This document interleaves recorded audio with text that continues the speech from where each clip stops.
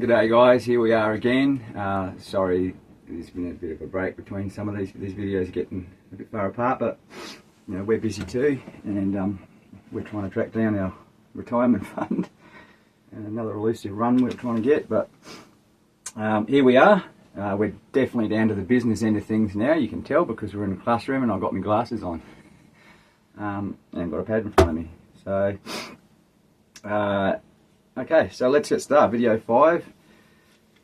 At the beginning of this journey, we kind of made a deal with Blue Skies. We said, you know, if anyone's interested, we'll might start doing a post on how we track patches like this down and work them, and that's what we're doing. And today is on sort of more about how we get to these areas. And it's called Research and Documentation are King. And then we'll go through all that, and then we'll look at a 100-ounce patch, and then we'll be on to the last one. So research and documentation are king. If you want to just jump in your car, fill her up and put your foot flat and go to the closest blue pending ground that you see, good luck. You know, you're going to get what everyone else is getting. It's not much. You want to be finding, in our opinion, you want to be putting yourself in areas of pedigree where good gold has come from, and there are numerous ways to do this, and a lot of it's going to be out of the scope of this video, but I'm going to go through some things real quick. You might want to write them down, re-watch the video several times, because I may rattle some things off and not even go back to them. Because we're trying to shove as much information down this road as we can in this one little short thing. Now this is all relating to this banded iron patch as well, but these techniques work on lots of other types of grounds, and yeah, they'll work nearly everywhere. Putting yourself in a good area. How do we do that? Well, most people, I shouldn't say most people, a lot of people just rock up to the closest pending ground and raid it. That's their plan. End of story. So, you know, we don't do that. There's only so many hours in a day, and WA is a big place, and we want to make sure that our detector's in a spot where we've got a chance of picking something up. We're in the right area. Now, how do we go about this? Right, so first of all, just a little thing, and probably everyone's probably going to hate this one, and everyone's going to switch off and say, nah, we're done. But, again, pending ground. Stop it. You know, one, I don't really like going raiding a little guy's block, the little P blocks. Don't get me wrong, you know, it's legal, and if there's good gold there and the tenement owner's not there picking the surface gold up, well, you know, I'll go do it too. But only if it's good. But I much prefer to steal mining companies' gold, because it's their fair game and they're not even interested in it. And as long as you do it legally, I'm much more happy to do that. And to be honest, here's the kicker: mining companies own, in our opinion, the best ground, full stop. I'll say it another way: mining companies own all of the best ground, full stop. Exclamation mark. End of stories. Now, there's plenty of good ground that mining companies don't own, but they really do sit on large swages of land that are premium, and a lot of the other ones are marginal, is what you'd say. I guess there's this gold there, but it's kind of marginal. So, most mining companies own a lot of the best ground, and it's generally live, but you can get access to it. So if you're a serious prospector and you approach them professionally and in the right manner, you can sometimes get a prospecting agreement to get on their live tenements, specifically their mining leases. They're the hard ones to get on. A lot of people won't go that far. What you can do is, I believe the statistic is 85% of all mining tenements in WA, I could be wrong, but this is a statistic I believe, are under exploration license. So what I mean by that is, by looking at exploration leases, you can get up to 85% of the potential ground out there. I mean, that's a lot more than what you'll get in pending, and you'll get better areas.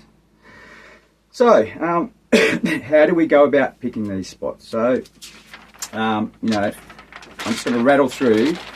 There's so many other things, but as prospectors, this is what we're looking for. So we're looking for banded iron. We all know this because we've gone on a journey on this patch about banded iron. So you're starting to, I would imagine, getting fairly clued up on it. So banded iron, or AC, Ion Geology Maps, 250k. CZL, Cenozoic Lateritic or Ferruginous Duricrust, big word. It just means secondary deposits, which is kind of one of the bigger things we're chasing. Mining companies are after primary deposits.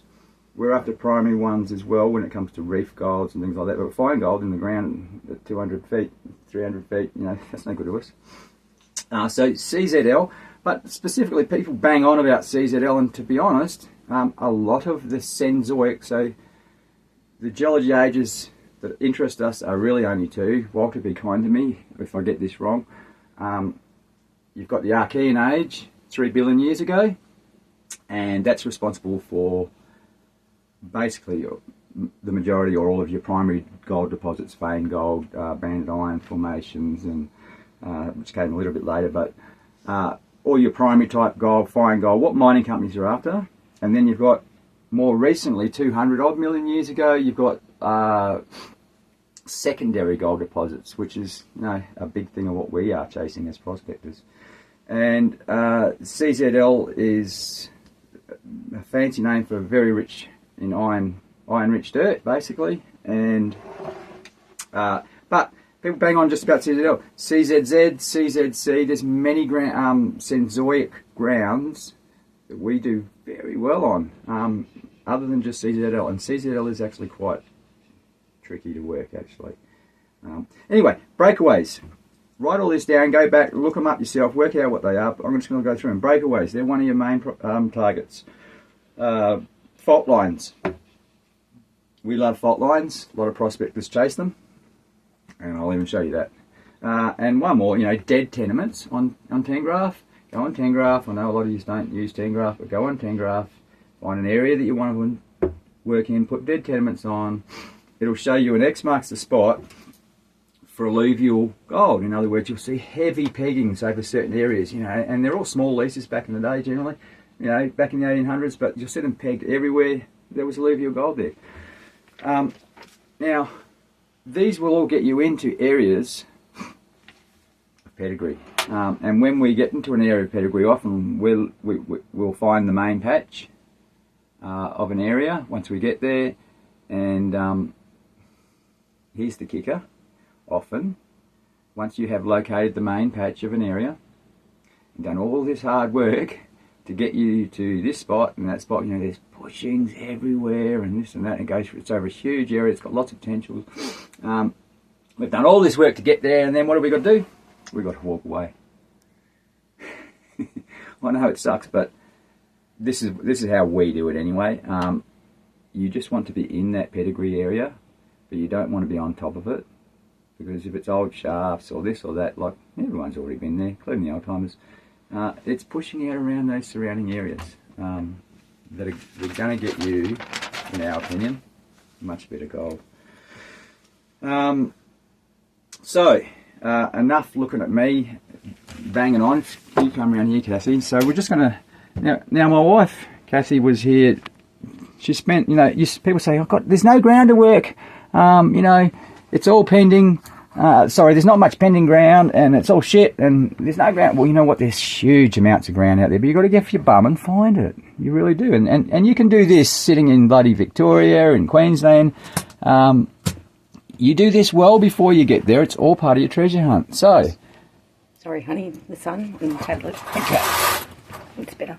So, just a little thing here. This is a real simple technique that we call Google driving, okay? So my wife, I noticed, has just been having a look at this area for a potential new area. We have never been there, never even driven there, but she's just having a bit of a Google drive and a scout around. Now, she's got a little dot here. If I zoom in, all right, And can you see that there, hun? Yeah. Right, so what we see, it's a little bit bright, all in here, this is illegal pushings. Now you can tell that, and this one looks a little newer actually. I wouldn't say for sure how old this is, to be honest, because I'd have to see it, but these are generally about from the 1980s, when the mining regulations were different and everyone out here was just like a cowboy and you were kind of just doing whatever the frig you want and there wasn't much law or enforcement.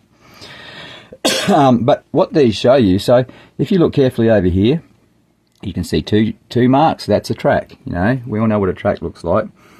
And if you and I'll show you on another one, but the scale of it, this is actually smaller than the width of a car. So it's not a big machine, and it usually what it ends up being is a blade tied, bolted onto a Land Cruiser, either the front or the back, and pulled around the bush, and they go in these circular patterns. This is the key to spotting them. They don't push like a proper machine. It's not a push. We call it a scrape.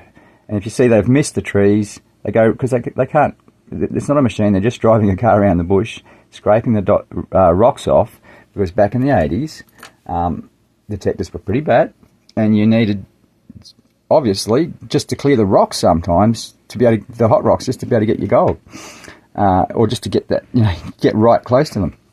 So, you know, instantly, this shows that there was alluvial or nuggety gold on the surface. That is an X marks the spot. It's as good as an X marks the spot as you ever are going to get, that there's nuggety gold in the area for us. Mining companies aren't interested in it, but we are. So anyway, just moving on. So, okay, so she's found this spot. Now, you know, we'd go out here and have a look around, but you might go for a quick bip on it and see if it's that old and it's been left. There's might be a couple of nice nuggets that were deep they couldn't get. Anyhow, but generally, we just use these as a key. So if I just keep moving out, if we zoom out a bit, it's got a couple of green dots here, and I won't go into them, but they're actually relating to a fault line that she's seen coming through here. But she's been driving through, you can see tracks up here, and she's picked up more anomalies. And if we just zoomed in again, okay, oops, apologise if my tablet freezes, it's so slow. I've got 10,000 odd points. Anyhow, right, so what do we come across in? So now we have, it's getting a bit more interesting. So we've got the track. You can see the two lines, that's easy. But see, there's no two lines in any of these because these are pushings. Now, these ones here, very, very narrow. They're smaller than a car width. That's a blade from the 1980s. 100% I can date that one. From around the 1980s, maybe 1990s, illegal little scrapes, okay? And they're often got these little loopy patterns. A modern person running machinery, I'll tell you right now, they don't do that. This is how they do it. So if we look down here, this is much wider. Oops. This is much wider, okay, than that, because this is actually a bulldozer or a loader. And you can see the piles of the windrows right there at the end. So that shows you that's a modern prospector. Don't know how long ago. He's been out there and had a go. After these guys, and then someone again, and we can work all this out. This again, different size machine. Look at the size of the scrapings, the size of the piles, the windrows, and so there's 3 or 4 different prospectors have been out here. Again, this looks different with different machinery over different years because no one ever gets all the gold. So, okay, so you know we'd be happy to have a look around this area. Again, they're just clues of where it's proof that there was alluvial gold flowing there, and that is as big an X marks the spot as you're going to get, to be honest. And if we keep going, look, they're everywhere. You know, it's a bit hard to see, but sometimes you've got to zoom right in. You might want a tablet to do this, but especially when you see these loopy things happening, they're definitely old illegal 80s pushes where there was very good gold back in the day. I mean, very good gold. So we'll just keep zooming out, and look, so we've got one coming up here. Now this one here, we actually call this type of scraping, we've got a name for it, we call him Lawnmower Man. My wife and I know exactly what we're talking about when someone says that. And again, you know, you can tell by the scale. Look at the width of that. That's a car width, and that is about 1 metre. It's smaller than a car. It's an illegal blade scrape. from the 80s. Now, what he's doing out here is what we call fishing. Pretty self-explanatory. There's been gold all down here, lovely gold down here because there's scrapes and shit. It's been scoured. Lovely looking country up here, and see this black stuff. I bet you that's what he was looking at.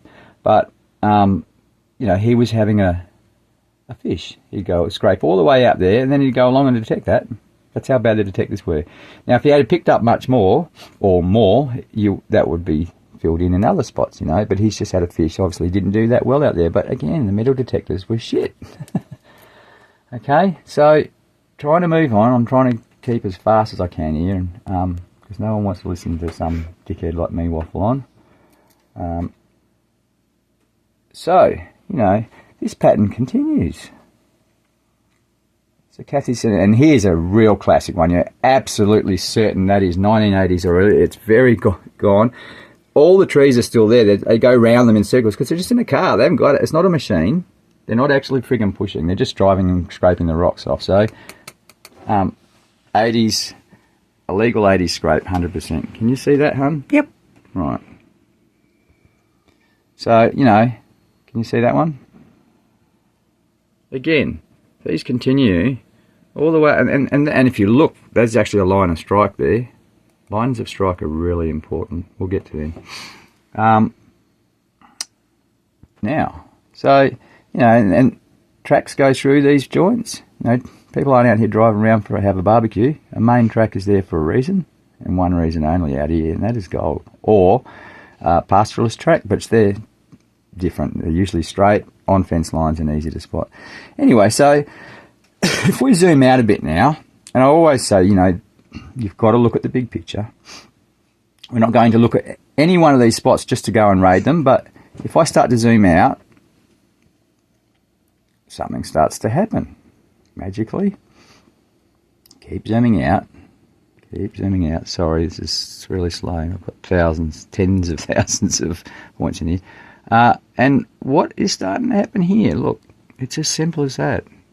You know, we're getting, and as I zoom out further, a line of strike, possibly related to a fault or anything like that, who knows, right through that area. Now, sorry if I keep zooming out. Okay, I mean, have a look at that. I mean, this is prospecting, in our opinion. Working out what's going on in an entire area. Now, I'm probably not going to hang around on any one of these dots or those pushes or scrapes or anything you saw, but we are going to push out to the sides, and absolutely these spots in the middle, especially in this creek area, we've got a drainage area here, so I'd be happy to look in this Y point. Lovely, lovely, happy to spend a few days gridding this spot out up here, in between the dots, fill it in, fill the gaps in. My wife has this section here pegged because there is 2 faults colliding there, so we'd definitely have a look at there. But you can just see what's happening there, just there alone, and that took maybe an hour or two sitting there at night while I'm cooking dinner. It's not hard, and that there is potentially a couple of months of prospecting, believe it or not. That's a large area, you know. That's a few kilometres. It can be as simple as that, you know, and put yourself somewhere for a reason. Have a reason to go there, not just because it's blue ground, but because it could be just because it's blue ground, but because you found something else on it, some pushings, an old mine up here. Just speaking of that, if I just happen to do this, all right, let's just turn on gold deposits. Now look what it is. Now Kathy's eye's good. She's happened to pick up all of these gold deposits just from surface, what's going on the surface. But again, gold deposit, they give you a line of strike. You know, these gold deposits up here are giving you a line of strike. Right up to there, look at that. You know, these are the areas that we know there's been gold there because we can see the signs from back in the 80s, and we would happily go and hit them any day of the week and have a look. Let's just go to another area. Let's just go to Leonora. Sorry. Okay. So, here we go. We're in Leonora. as you can see, we've been busy in Leonora. Just going to find a specific spot. Okay, so documentation. You know, you just saw how my wife had documented that little area. She's got a beautiful line of strike of beautiful gold bearing country already picked out to go and look at, and you know, I'd be quite happy to go there. So once you pick an area, pardon me, we colour code everything. It makes it easier to just look at the map at a large distance. These are dead tenements from the 1800s that I go and plot from Tengraph. And you can see that, you know, sometimes nothing, but sometimes they came into good spots. Anyway, this one here specifically just shows us working a fault line. So if I was to turn on, hopefully things won't crash here. Sorry guys, where are we? Okay, so just let's keep it simple. Simple geology. So we had access to this ground. Now this is, again, this is live ground. Please don't just go and rock out there. You can possibly get access to it, but you have to go the right way about it. This was quite a few years ago, so we would have actually done this a lot more thoroughly than we have, but it shows a good example. So fault lines, this is the Kilkenny Keith shear zone through here. It's a very, very famous area. It goes right through Leonora and gold all the way along it, you know, to a degree. It can pop up anywhere, but we had access to this much ground here, right down to somewhere around here, and you can see what we've done. So these dots would have all started out green, these pink ones, and this is us gridding an area. So we're following the fault line, and we are just gridding. They are 300 metre intervals. Each night I would sit there and just plot them so that we don't guess. We just go out the next day, we drive to the dot. Doesn't matter what the ground looks like. It may look like shit, but we're there to do a job and get a result, and that's what we do. So they all started out green. Pink for us means DNF, detected, nothing found. See, detected for 1 hour, nothing found. So that's what they mean. And the yellow ones obviously were hit. So this is us just systematically. We had an area picked like I showed you before. We had a line of strike, and in this instance it's a fault line. If you look at the solid line on a fault, that is where it's basically busting out of the ground, and the geologist can pretty much certainly see it or say that it's there. When it's dotted, it's implied, I believe is the word. Walter will correct me if I'm wrong, but that means they think it's there, but they can't really see it, but they're pretty certain it is there. Now, just interesting, before we sort of go away from here, if you noticed, contact points, here's a sneaky little tip. Contact points, sharp, 90 degrees to an ore body. Contact point, fairly sharp to an ore body. Contact point. If you notice where the patches were, here's a bloody good tip for you guys. Write this down. You know, contact points, you know, geologists will tell you they're very important. And it's basically where things are having a bit of a car crash sort of thing. It's the simplest way I can put it. Walter might put it better. But yes, if you just notice, you know, we got a few ounces through here, nothing a lot. We've got about 1.5 ounce patch around here, 1 ounce patch up there, and some bits and pieces down here. But if you just notice the pattern, it's only near the contact points where we got gold. And that's not always the case, but it's all about getting your odds as high as you can, yeah? So, you know, working systematically, we either get a result or we don't. You know, here are areas that we deemed that we were looking at and we've never got to, that we were working a line through here. We did them. For some reason, we didn't do those. But systematic working and recording all your information. I mean, we colour code everything, like I said, so that at a glance I can tell exactly what's going on. Now, if I just go to me for a minute, and I'll get, this is going to take me a second. So right now we're just going to go look at 100 ounce patch. It's going to take me a sec to get there, sorry. So I'll waffle on. 100 ounce patch, disclaimer, wasn't found by us. Wish we did. It's an absolute true story though, and you know why a lot of guys might not know it. The locals in Leonora and Laverton and surrounding areas, they certainly know about it. Some might get the poops, but you know this place has been found years ago. Everyone knows about it, and I'm just using it as an example of putting yourself in an area again, and documentation.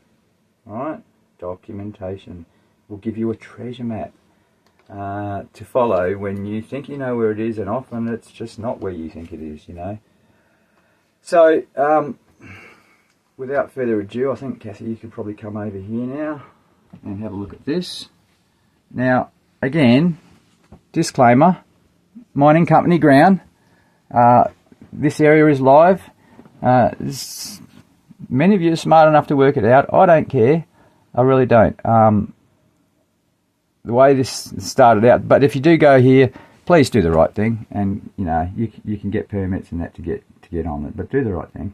Anyhow, the story goes, car full of people were driving on their way back to Laverton or something. They broke down and on the highway, and young fella, Indigenous fella in the car, decided to had a metal detector, decided board go for a walk.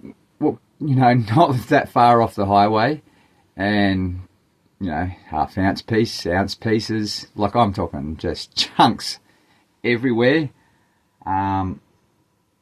Before you knew it, half of Leonora and Laverton were out there.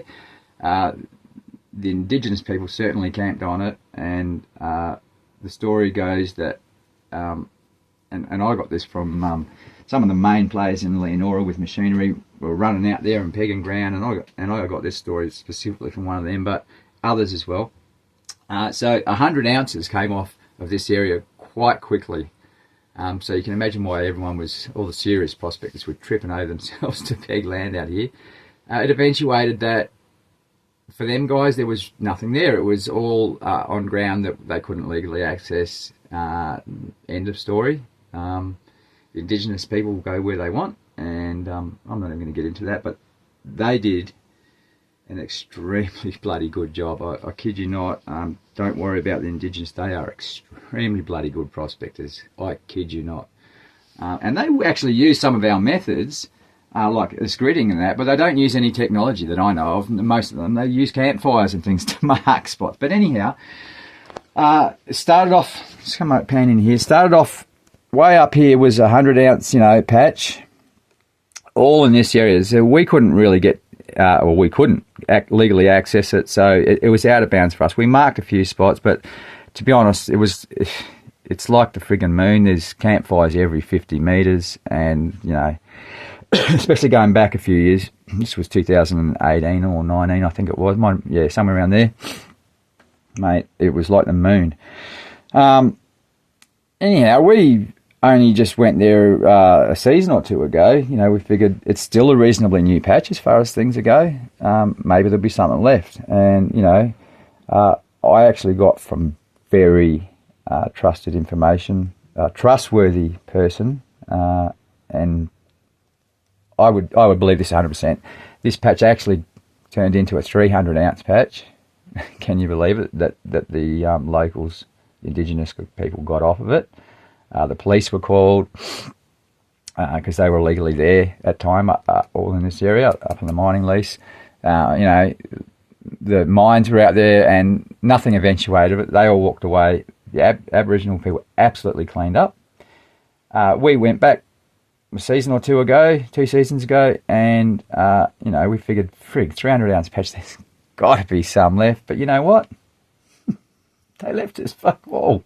They did an extremely good job. This is over a massive area too, right? It was a lateritic, I'm pretty certain, a lateritic type patch, secondary deposit. There's a CZL ore body over here, and a lot of this is CZC, so Senzoic type ground, secondary deposits, that's my belief anyway.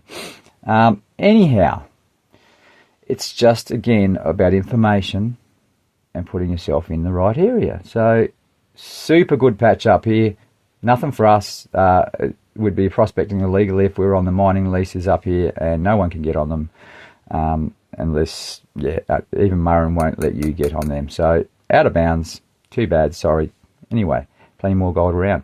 we came down here, down to the bottom of the patch, and these brown marks are our camps. I'm not going to go into every colour of the dots because we use different ones in different areas, but this isn't too bad. In some areas, mate, there's so much dots there that it's a mess, but they all mean something to us.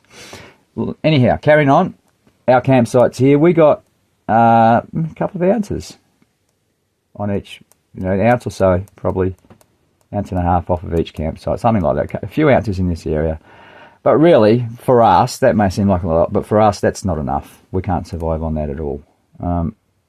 So we started pushing out, and this block is, 4,800 hectares, so it's massive. And this is what we like about mining company ground. We're not penned in, because quite often in the little P leases, where you'll get to, the gold will be right on the border across 2 leases, and it's just, people are too tempted to go across the border, so we prefer to be in these big unpinned areas. Anyway, so we started pushing out down here. We were here for a couple of weeks, but we got a little bit of pocket money, but it wasn't enough. We started pushing out this way. These coloured dots here, these different colour orangey dots, that's signs, be it detecting holes, that we are certain were for gold. Not if we see a hole that looks, is it a kangaroo hole or something? Nah, it doesn't get marked. Nothing like that. We are almost certain of someone else prospecting there and have gotten something. Pink means, so we started gridding out this way and following. There was just a little trail of some campfires and stuff from the Indigenous left, and it just led us in this area, and then we gridded our way out. Nothing. We did this area here through here. Nothing. Old prospecting. Nothing. Then this was sort of the main track. So then we, as we do, we just keep following that line, bugger the track. Nothing. The pinks are nothing. Hit, new spot, somewhere they hadn't been. And although we didn't get much gold in this area as far as numbers, it didn't matter because the nuggets were big enough that one nugget was a good find. And that's really what we want. So, but to long story short, we're just, you can see us following this line, grid 300 metres apart generally, approximately. These ones are a bit closer because we saw signs of prospecting, so we're just trying to pick up the edge of a run and see if we can follow it somewhere that they've missed. They hadn't missed much, but we got into this, and a lot of people stop at creeks. This is a major creek. A lot of people stop. They think the gold won't cross the creek. Well, absolutely it does. The gold flowed billions of years ago, or even millions, well before the creeks were even there. There was no trees, there was no nothing. So, and it was, I believe, 10 kilometres of erosion in this area. So you've got to take that into consideration. But anyhow, as you can see, we have a treasure map, and a lot of it was just other people's prospecting. Drill holes, dry blowing heaps, all information that we put together. And like I said, main patch, looks like a lot of nuggets, but they were all small. So, but down here, follow, systematically working, bang, hit. Then we discovered that this entire creek system, mainly on this side, which is why people had stopped on this side, because they just don't think it crosses them. And again, there's only a couple of dots there, but nice pieces of gold through this area, right the way along here. Ounce sunbakers. I'm not going to go into too much what we found, but we did okay. And again, that was the area of pedigree. It really was. And yes, we got some around there, but we pushed out and then whack. You can start to see, we do put a lot of work into recording and working out lines and treasure maps.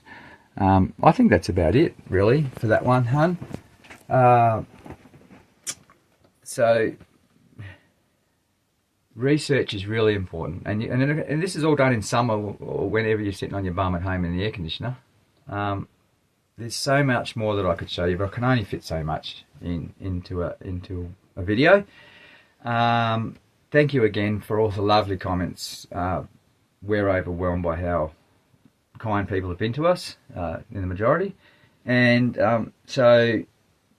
next time, we're there, guys. We're at the end of the road.